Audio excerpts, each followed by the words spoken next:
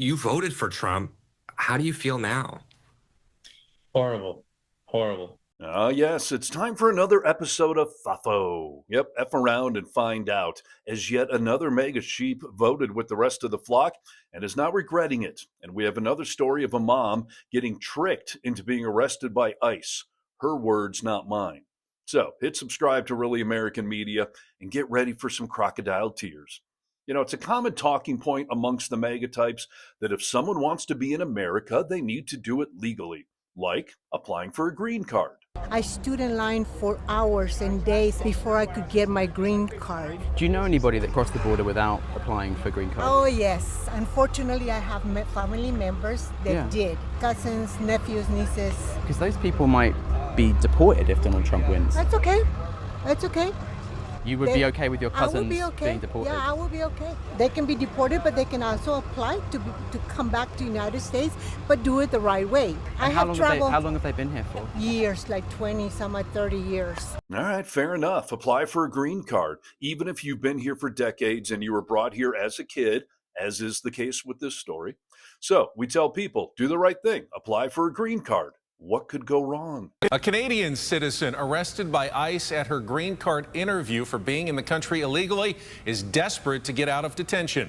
Ouch. Arrested when she voluntarily showed up for a green card interview. So when did this nightmare start and how you feeling about it right now? She says her nightmare started on June 13th when she went to her green card interview at the immigration office in Chatsworth. You thought you were going to be getting your green card, but instead they arrested you. Did they trick you? Yes, I honestly thought I was going for my interview, for my green card interview. Yeah, I would feel tricked too, or maybe entrapment is the better word, which is of course illegal, but not in Trump's new ICE world. Laws mean nothing, civility means nothing. They want the headlines and they want it to hurt. Even if it's going after a mega family that thought the rules still applied to them. I mean, this is America. Cynthia's husband, Francisco, is a U.S. citizen. He says a couple of years ago, after submitting green card paperwork, he and his wife had to have a difficult talk with their kids. So when we filed, we let the kids know, like, you know, mom is considered an illegal alien, Canadian-born citizen, and we're going to be doing this process to try to make her legal. Yeah, I really don't like the term illegal alien. No human should be considered illegal for just existing within our borders. And these people have fallen for the Trump trick that he would only deport hardened criminals. You know, rapists and murderers. They're not sending their best. But I'm pretty sure Trump warned you that he did mean more than that. Is it your plan to deport everyone who is here illegally over the next 4 years? Well, I think you have to do it. And it's a very tough thing to do. You know, you have rules, regulations, laws. They came in illegally. Yeah, don't say he didn't warn you. So, what did you think you were voting for? What did you vote for?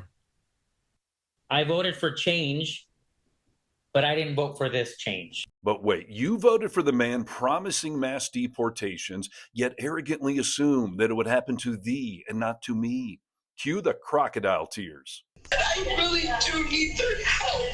I don't want to be in the U.S. is my country. You know, that's where I met my husband. That's where I went to high school, junior high, elementary. That's where I had my kids. Well, you know what they say, elections have consequences. Yet this mega couple decided to F around, and now they're definitely finding out.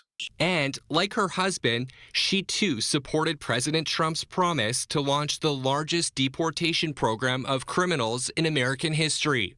My wife is a very, well, up until 18 days ago, was a strong believer in what was going to happen the next 4 years. But we feel totally blindsided, betrayed. Oh, good. You should feel betrayed. You betrayed everything this country stands for when you voted for Trump, a convicted felon who's not going to be paying any penalty for his crimes because your family helped make him a king, just so he could immediately turn around and make a fool out of you and paint you as a criminal worthy of a heartless deportation that they even had to trick you into. Team 10 searched federal and state court records and found no criminal charges against Cynthia. And I've never committed no crime, not one. Yeah, I'm sorry, Trump lover. Did you just say you haven't committed any crimes?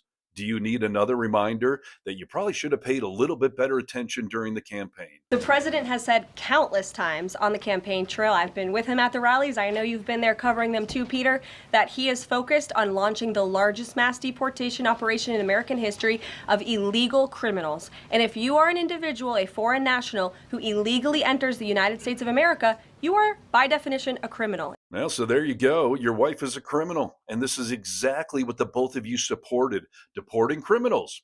So remind me again, how do you feel about this now? You voted for Trump. How do you feel now? Horrible. Horrible. And you should feel horrible. You should feel like a horrible husband, a horrible father, and a horrible citizen for supporting this authoritarian regime. But since your wife is actually Canadian, surely they're going to help out. It's not like Trump has destroyed our relationship with Canada. So what's the great white north going to do for your jailbird wife? The Canadian government says it's aware of the situation, but claimed it can't intervene. Team 10 asked ICE for a comment on this story over a week ago. The agency did not provide information about Cynthia's detention or say why she isn't being allowed to pay for a flight to Canada. I'll tell you why, because cruelty is the point. And if you've got a beating heart in your chest, this will make you angry.